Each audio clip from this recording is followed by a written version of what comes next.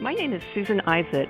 I'm an Associate Professor of Pediatrics at Duke University, and the presentation for today is a series of modules that are going to focus on energy requirements. The objective of the first module is to define energy balance and variables in the energy balance equation. An understanding of the concepts of energy accretion and energy balance, including the role of each of the variables in the energy balance equation, will help healthcare providers appreciate the daily energy requirements needed to support the growth of the premature and term infant. Accretion is the process of gradual growth or enlargement by the buildup of external layers or matter. The growth of the fetus and neonate is achieved by energy accretion, accomplished by substrate utilization of proteins, fats, and carbohydrates. The fetus is heavily dependent upon glucose and amino acids that are transplacentally delivered, whereas lipids play a larger role in the neonatal period. The gold standard for growth of the premature infant remains the intrauterine growth rate during the third trimester of pregnancy. It is often estimated at 15 grams per kilogram per day for infants less than 2,000 grams, or up to 36 weeks gestation. The average weight gain for a healthy term infant is 20 to 30 grams per day, which is often less than 10 grams per kilo per day. The units of kilocalories are used when discussing nutritional energy requirements. The word calorie comes from the Latin word calor, meaning heat. A calorie, with a little c, is the amount of energy needed to raise the temperature of 1 gram of water 1 degree Celsius at a pressure of 1 atmosphere. A kilocalorie, kcal or big C, is 1,000 calories and is the standard unit for food energy. The caloric energy needed to support growth can be derived using an energy balance equation. Energy balance is an equilibrium between energy intake and energy loss, energy expenditure, and energy storage.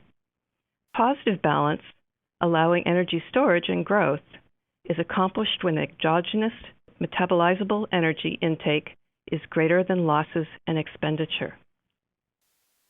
Let's start by looking at energy loss.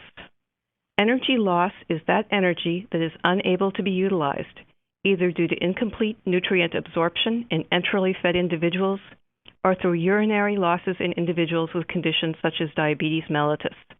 Fecal loss accounts for approximately 2 to 10% of gross energy loss in all individuals, with premature and term infants having a higher fecal loss rate, estimated at 10%. Premature infants that are on enteral feedings absorb approximately 90% of their energy intake, with their energy loss occurring primarily as fecal fat. Additional energy loss may be seen with premature infants experiencing malabsorption due to conditions such as short gut syndrome.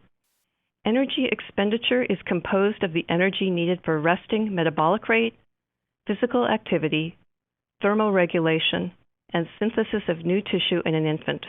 The resting metabolic rate reflects the energy needed for tissue and cellular processes of the heart, brain, liver, and kidneys, and accounts for approximately 75% of energy expenditure in uncomplicated premature infants. It is important to note that underlying medical conditions such as chronic lung disease, cardiac disease, and acute sepsis will contribute to an increased resting metabolic rate. As the synthesis of new tissues consistently requires 15% of the total energy intake, the factors most amenable to intervention to minimize energy expenditure are physical activity and thermoregulation. These factors may contribute to 10% or more of the energy expenditure in a preterm infant if strict attention is not paid to bedside nursing care. The final contributor to the energy equation is energy storage. Energy is typically stored as fat and protein in newly deposited tissue during growth. If energy intake exceeds energy loss and expenditure, energy storage leads to weight gain. Another way to think about energy balance is by balancing energy intake versus energy output. When intake and output are equal, energy balance exists. If intake exceeds output, an anabolic state exists where there is an increase of endogenous fats and protein with buildup of tissues and energy reserve. If output exceeds intake, a catabolic state exists where there is consumption of endogenous fats and protein with loss of tissue and energy reserve. This concludes Module 1. Thank you for your attention.